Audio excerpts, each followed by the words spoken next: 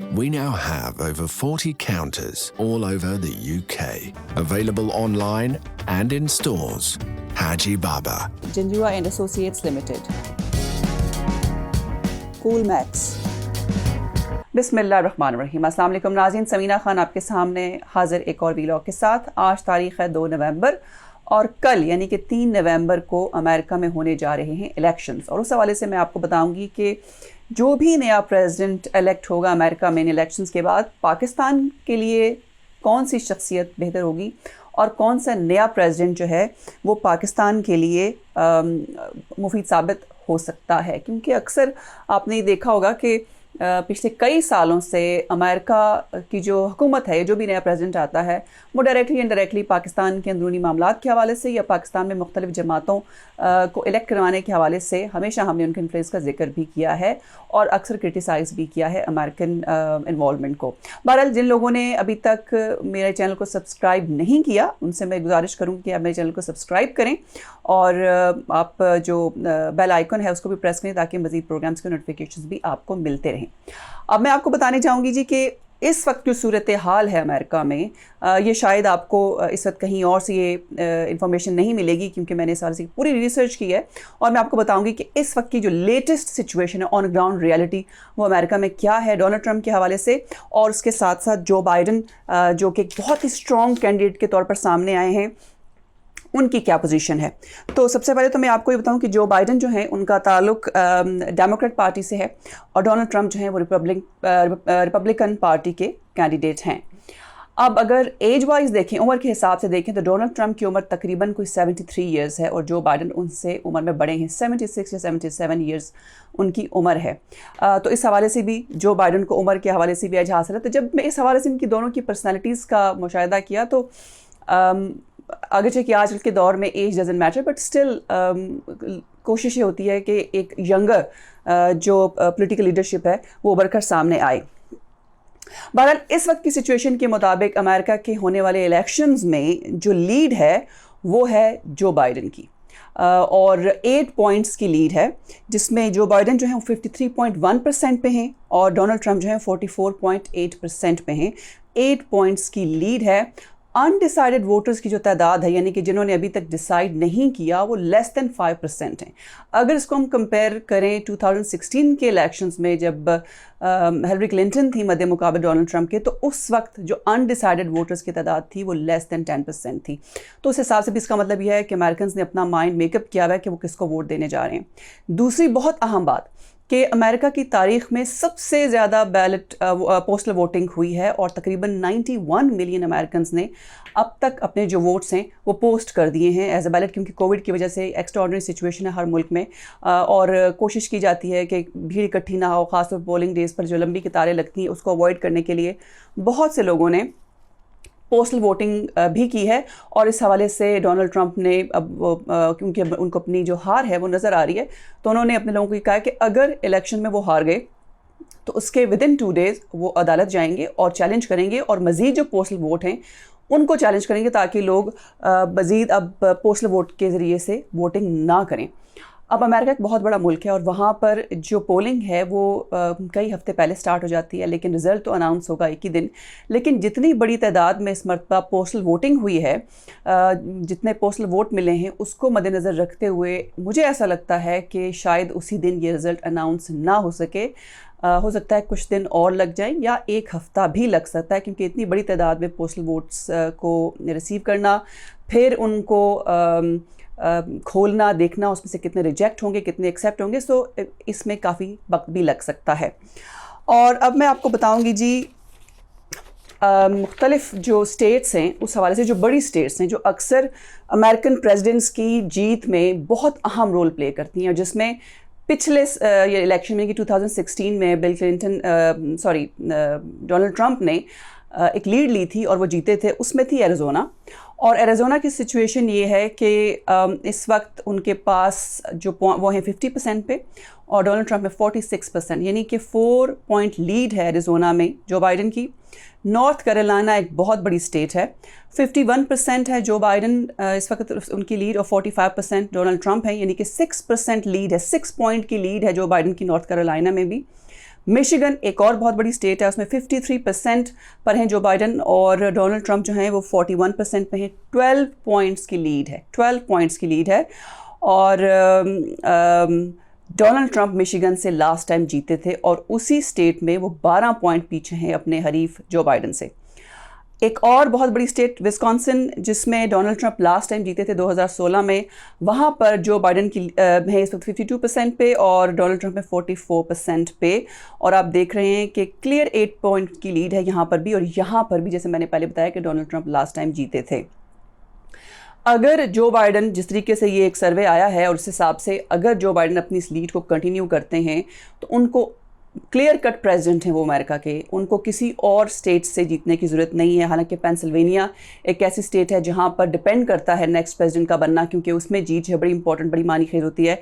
लेकिन अगर जो बाइडन इन स्टेट्स में यानी कि Arizona, north Carolina, Michigan, Wisconsin, यहाँ से इन्हीं पॉइंट्स की लीड से जीत जाते हैं तो फिर उन्हें, अगर वो पेंसिल्वेनिया में हार जाते हैं, फ्लोरिडा में और टेक्सास में भी हार जाते हैं, तो भी उनकी जीत पर इसका कोई असर नहीं होगा और वो क्लियर कट नेक्स्ट प्रेसिडेंट बन सकते हैं। डोनाल्ड ट्रंप की लीड है 2 स्टेट्स में, जो कि फ्लोरिडा है और आयोवा, जहाँ पर इनकी लीड है। और जैसे कि मैंने आपको पहले बताया कि 91 मिलियन अमेरिकन्स ने पोस्टल वोट के ज़रिए अपना वोट दिया है।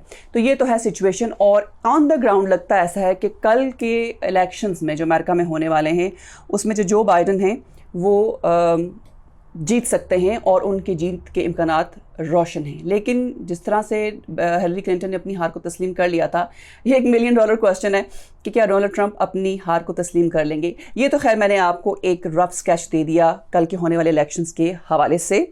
अब जो चीज़ें डोनाल्ड ट्रंप के ख़िलाफ़ गई हैं, एक तो उन्होंने जो डाउन प्ले किया कोरोना वायरस को, उसके बावजूद रैलीज़ मुनक़्क़द की और लोग उनकी रैलीज़ को देखने सुनने के लिए आए।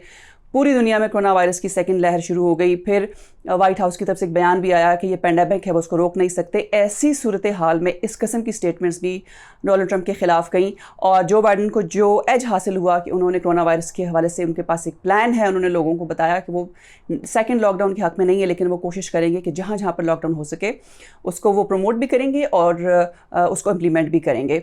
और फिर चर्च ने बड़ा रोल प्ले किया है। दोनों प्रेसिडेंट ने एकदम से अपने लोगों को ये बताया कि वो दोनों बड़े रिलीजियस हैं, कितना फेथ को मानते हैं। दोनों चर्च भी गए और चर्च में जाकर लोगों को बताया कि हम चर्च की सर्विस भी अटेंड करते हैं, वहाँ पर भी एड्रेस किया लोगों के साथ। फिर तीसरी चीज़ जिस पे इन लोगों ने प्ले किया वो थी रेसिज्म के हवाले से। जो बाइडन ने ब्लैक माइनॉरिटीज़ के हक़ के लिए बहुत बात की और वो भी उनकी फेवर में गई, लेकिन जबकि डोनाल्ड ट्रंप की जो पिछली पॉलिसीज़ थी उसके हवाले से डोनाल्ड ट्रंप को जो ब्लैक वोट है वो भी मिलना मुश्किल है। लेकिन जो वाइट सुप्रीमिस्ट हैं वो डेफिनेटली डोनाल्ड ट्रंप के हक़ में हैं। हमारे लिए जो बहुत अहम बात है और जो मैंने आज के प्रोग्राम में आपसे बात करनी है कि अगर जो बाइडन जीतते हैं तो क्या वो पाकिस्तान के हक़ के लिए बेहतर होंगे या डोनाल्ड ट्रंप पाकिस्तान के हक़ के लिए बेहतर होंगे। इसमें मैं कुछ तज़किए हैं जो मैं आपके साथ शेयर करना चाहूँगी।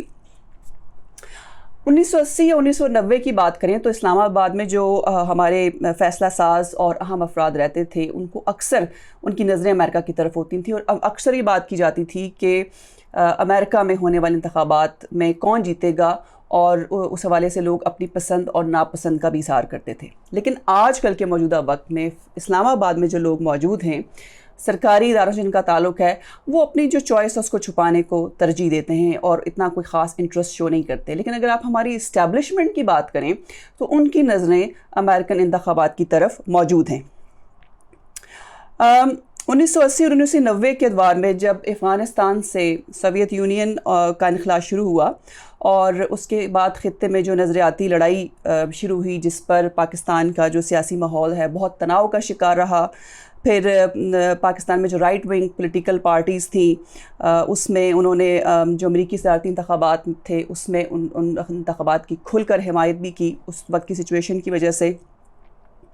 और ये वक्त था कि जब हमारे जो राइट विंग पार्टीज़ थी हमारे मुल्क में और जो राइट विंग न्यूज़पेपर्स थे वो जॉर्ज बुश को उन्होंने खुलकर हिमायत की थी, क्योंकि जॉर्ज बुश ने सोवियत यूनियन के ख़िलाफ़ बहुत मदद की थी अफ़गानिस्तान में। लेकिन फिर क्या हुआ कि अमेरिका ख़ुद घुस गया अफ़गानिस्तान में और हालात जो हैं वो तब्दील हो गए। फिर कुछ लोग जो हैं जो हमारे सियासी ईवानों में इस वक्त मौजूद हैं उनका ख्याल ये है, यानी कि जो हमारे एल्डर्स हैं, बुज़ुर्ग हैं, वो ये समझते हैं कि अगर डोनाल्ड ट्रंप दूसरी मरतबा मुंतखब हो जाते हैं तो वो पाकिस्तान के लिए बहुत अच्छे साबित हो सकते हैं। उसकी वजह ये है कि अफ़गानिस्तान में के हवाले से जो तालिबान और अमेरिका के दरमियान जो मुज़ाकरात कराए हैं उसमें पाकिस्तान ने बहुत अहम रोल प्ले किया है, और ज़ाहिर है कि डोनाल्ड ट्रंप की मौजूदगी में ये सब मुज़ाकरात हुए हैं, तो उससे कंटिन्यूटी बढ़ेगी और इसके बदले में हम डोनाल्ड ट्रंप से मांग सकेंगे कि बलूचिस्तान में जो इंडिया की इंटरफेरेंस है और अफ़गानिस्तान के हवाले से भी वो हमारी मदद करेंगे और इंडिया को बताएंगे कि बलूचिस्तान में इंटरफेयर ना करें। ये उन लोगों की एक सोच है। लेकिन दूसरी तरफ जैसे मैंने पहले बताया कि हमारे जो मुल्क की इस्टेब्लिशमेंट है उनकी सोच इस हवाले से क्या है। वो ये समझते हैं कि पाकिस्तान के सरकारी हलके हैं उनकी तरफ से वाज़े इशारे मिल रहे हैं कि डोनाल्ड ट्रंप ही दोबारा सदारती इंतखाबात जीतेंगे। हालांकि मैंने आपको फैक्ट्स एंड फिगर्स बता दिए हैं, और उसकी वजह ये है, वो ये इसलिए समझते हैं कि डोनाल्ड ट्रंप दोबारा जीतेंगे कि मुस्तकबिल में पाकिस्तान और अमेरिका के जो ताल्लुकात हैं उसमें एक पेशरफ्त होने का वाज़े इशारा मिलता है। और गुज़श्ता 2 साल के दौरान हमारे जो वज़ीर-ए-आज़म इमरान ख़ान और डोनाल्ड ट्रंप, उनके बीच में हालात बहुत बेहतर हुए हैं। उनकी बहुत सी मुलाकातें हुई हैं, मुलाकातें अच्छी रही हैं, अच्छे नोट्स पे बात हुई और अच्छे नोट्स पे इख्तिताम हुआ। इसलिए वो समझते हैं कि डोनाल्ड ट्रंप जीतेंगे और वो पाकिस्तान के लिए मुफीद साबित होंगे। फिर तालिबान की जो मुज़ाकरात में पेशरफ्त हुई उसका मैंने आपके सामने जिक्र भी कर दिया। लेकिन दूसरी तरफ जो मद्दे मुकाबले हैं ट्रंप के, जो बाइडन, वो इस खित्ते से ना सिर्फ बाखूबी वाकिफ़ हैं बल्कि उनको तमाम सिचुएशन पर पूरी तरह से अबूर हासिल है। और इस वजह से भी है कि अफ़गान अमल में भी वो शरीक रहे हैं और तकरीबन 70s से वो इस अमेरिकन पॉलिटिक्स में सेनेटर भी रहे हैं। और फिर अफ़गान अमल जो मुज़ाकरात का रहा और उसके अलावा जो बाकी उस वजह से नेगोशिएशंस चलती रही उसमें जो बाइडन शामिल थे, तो उन्हें भी इन हालात का इदराक शामिल है। अब हमारे जो मुख्तलिफ सफ़ीर हैं, जो अमेरिका में मुख्तलिफ सफ़ीर रहे हैं, उनका कहना ये है कि जो बाइडन जीतें या डोनाल्ड ट्रंप जीतें, दोनों का पाकिस्तान के साथ जो ताल्लुक़ है वो बेहतरी की तरफ होगा, बेहतर ताल्लुक़ इस्तवार करेंगे। उसकी वजह ये है कि अफ़गान अमल में पाकिस्तान की उनको ज़रूरत पड़ी और आगे भी ज़रूरत पड़ती रहेगी। इसलिए चाहे कोई भी प्रेसिडेंट जीते, इससे कोई फ़र्क नहीं पड़ेगा पाकिस्तान और अमेरिका के ताल्लुकात के दरमियान। लेकिन एक मुल्क है जो इसमें बहुत ही कलीदी किरदार अदा कर सकता है या कर रहा है, या हम उस हवाले से सोचेंगे, इंडिया, जो कि हर तरह से पाकिस्तान का पॉलिटिकली भी हरीफ है।